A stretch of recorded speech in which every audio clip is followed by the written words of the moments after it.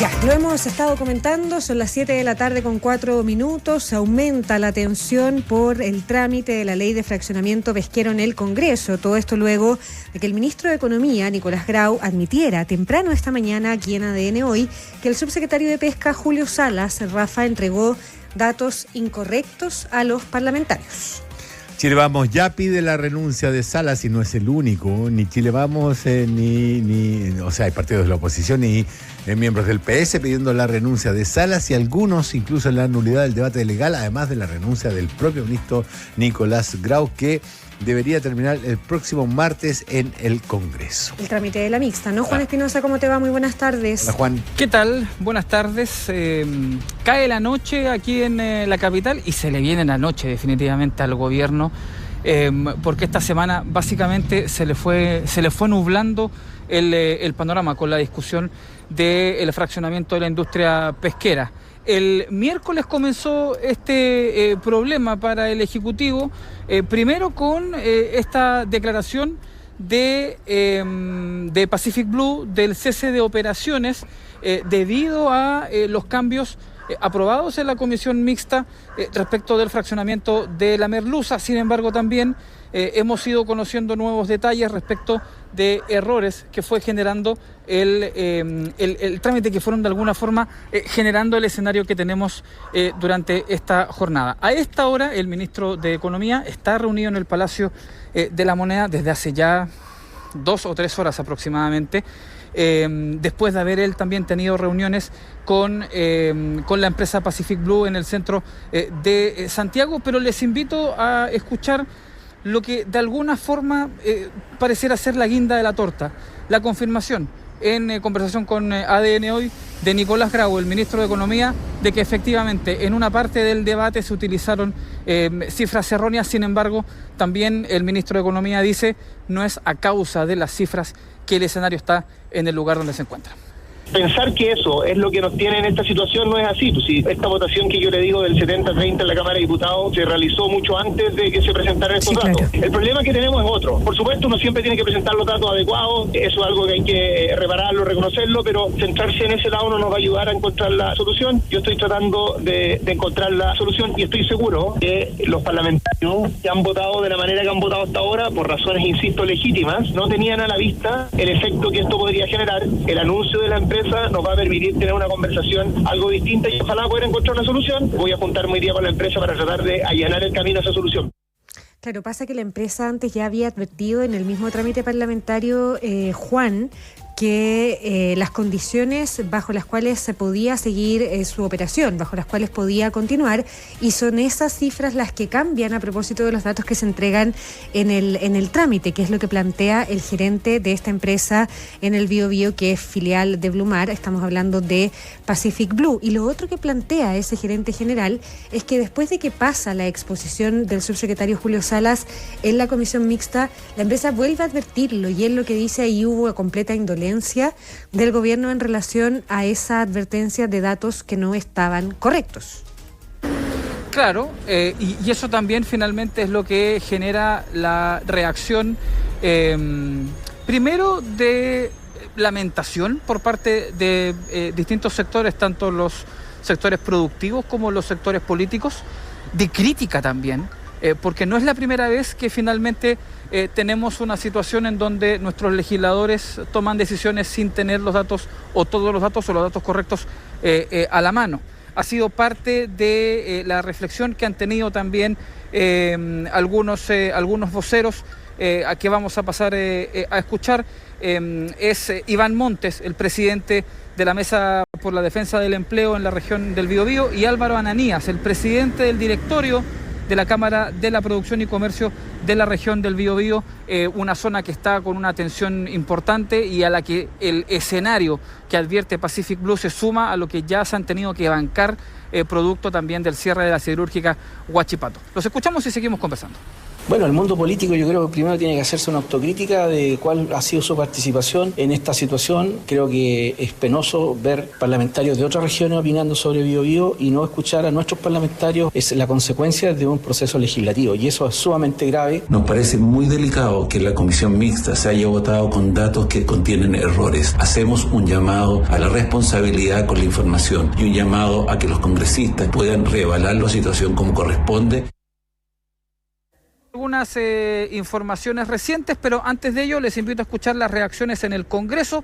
Vamos a escuchar a Eric Aedo, vicepresidente de la Cámara, quien califica esta ley como corrupta, al diputado Sergio Bobadilla, que pide la nulidad del trámite legislativo, y al presidente de la Comisión Mixta del Fraccionamiento, Fidel Espinosa, quien le da un ultimátum al ministro Grau.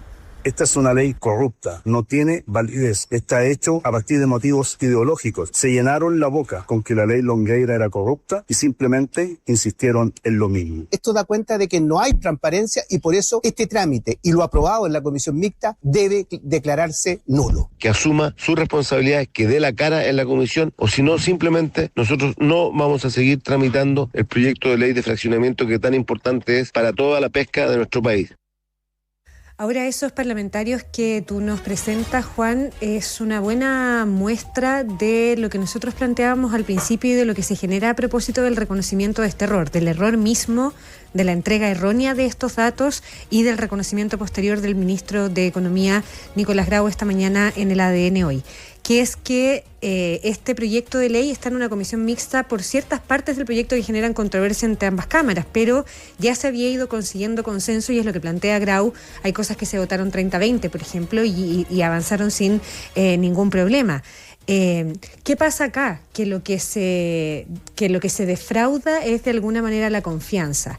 Y eso tiene dos consecuencias más o menos lógicas, Rafa, ¿no? Lo primero es que puede muchos ceder a la tentación de llevar este debate al extremo, de decir incluso hay que anular todo lo que se ha tramitado. Y lo otro es que de alguna manera pierde legitimidad el trámite de una ley en la que el gobierno puso la legitimidad como un factor fundamental para terminar con la otra ley de pesca, ¿no? Que no tenía absolutamente ninguna legitimidad porque en ese caso estábamos hablando directamente de una ley corrupta. Entonces, cuando se tramita una nueva ley de pesca, lo que buscamos es que sea una norma más legítima y aquí se pone en cuestión un poco eso también, ¿no? Juan, perdona que le agregue más pelos a la sopa, pero nuestros parlamentarios póngale. Que reciben como 6, 7 palos, millones de pesos, digamos, entre los cuales figura un ítem súper abultado para pagar asesorías, de las cuales la gran mayoría se usa para pagar las asesorías de sus propios think tanks. Ninguno tenía un informe de las cifras reales de esto. Es que eso es justamente también algo que nos tiene que hacer reflexionar a todos, porque al final hoy día todo el mundo está alegando de esta situación, pero claro, de hecho tiene algo que ver con lo que les decía de las informaciones de último minuto. Les voy a leer parte del comunicado que ha entregado la Subsecretaría de Pesca. Toda la información utilizada durante la tramitación del proyecto de ley ha sido pública, oficial y basada en los registros del Serna Pesca, entidad técnica y autónoma cuya información es de acceso abierto. En consecuencia, estoy leyendo el primer párrafo, cualquier persona, incluyendo parlamentarios, gremios, medios de comunicación y ciudadanía, ha tenido la posibilidad de consultar y verificar los antecedentes utilizados en el debate. Párrafo 2. Se ha cuestionado particularmente un dato referido al consumo de la cuota industrial de merluza. Este dato fue parte de los antecedentes entregados en septiembre del año pasado, momento en que se inició la tramitación del proyecto. La cifra correspondía al nivel de captura a esa fecha y no corresponde al total anual de 2024. Por tanto, el cuadro presentado en esa sesión del miércoles 7 de mayo se encontraba desactualizado. El proyecto fue aprobado en la Cámara de Diputados con 111 votos a favor y posteriormente en la Sala del Senado con 40 votos a favor y 1 en contra. Claro. Su apoyo transversal da cuenta del diálogo amplio y transparencia de su tramitación. Es parte de lo que explica hoy día la Subsecretaría de Pesca, pero claro, la Subsecretaría de Pesca explica esto después de finalmente hacer el reconocimiento de haber utilizado información errónea. Entonces, efectivamente, el ministro reconoce que se utilizó información errónea, pero ahora el concepto es que se utilizó información desactualizada, lo que igual en el fondo también pone una sombra de duda y de cuestionamiento al trabajo primero del Ejecutivo y también a la forma en la que finalmente el Legislativo termina resolviendo. Uno podría decir, bueno, habría que empezar a buscar quién estuvo o quién escuchó aquella intervención donde se entregaron estas cifras, porque todo esto en el fondo es sobre la base de los reclamos y de la defensa que hace la empresa Pacific Blue tras decir que van a cerrar las operaciones porque se le hace insostenible la operación. Y lo último, se ha retirado del Palacio de la Moneda el ministro Nicolás Grau, ha recibido la instrucción de no hablar. Pero el martes va a tener que hablar sí o sí, va a tener que dar más de alguna explicación porque su puesto está solicitado, el puesto del subsecretario Salas está solicitado y ya incluso ya se habla de que la ley Longueira ha sido reemplazada por la ley Salas. Solo en caso de que esta ley vaya finalmente a salir, aunque pareciera ser que dentro de los ultimátum la comisión mixta podría perfectamente fracasar el próximo martes y ahí sí el escenario es completamente diferente. Sí, y ahí yo ahí me quedaría porque es como la segunda hebra de las consecuencias evidentes que decía yo tiene este error y el reconocimiento de ese error, que es la tentación de llevar esto al extremo, de exagerar y de aprovecharse políticamente de esta situación, porque yo sí creo, más allá de que el gobierno cometió un error por el que hay que asumir responsabilidades, que cambió las cosas, que cambió las cifras, que significó que una empresa advirtiera que iba a cerrar dejando a 800 personas sin empleo, pero a mí me parece que también el gobierno tiene un punto cuando uno mira la historia del trámite de esta ley, que hoy día está en su último trámite, que es una comisión mixta. Y entonces uno se puede poner a mirar las votaciones anteriores y fueron votaciones bastante transversales, bien discutidas, bien transparentes y bien públicas. Entonces yo no sé si es el momento de comparar la ley Longueira con la ley Salas. Me parece que no sé si hay sustento para sostener aquello. Ya, pero eso lo hizo Bobadilla, ¿no? Sergio Bobadilla. Pero no sé, lo hizo el diputado Radke. No, porque de Sergio Bobadilla pocas cosas me pueden extrañar. Acuérdate que fue el que publicó la foto de Boric con el Diosdado Cabello, que era falsa, y que no se inmutó en lo más mínimo. O sea, está bien, uno entiende que el señor no tiene mucho aprecio por la verdad, pero hay un problema. Acá el error se ha descubierto al tiro y se está por algo, o sea, yo insisto en mi tesis. La cabeza del subsecretario rueda antes de esta medianoche. ¿Por qué? Porque alguien tiene que pagar el error. En cambio, en el caso Longueira, el juicio todavía existe por una ley. Y además estamos hablando de una situación penal. Claro, y una ley que terminó con un senador de la República condenado y una